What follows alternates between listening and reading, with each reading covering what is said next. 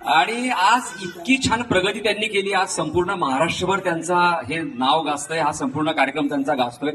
आपण सगळ्यांना इथे ज्या ठिकाणी टाउनशिपचे लोक आहेत, खास करून पूर्वी जे राहिलेत, त्यांना नक्कीच त्यांचा अभिमान असेल.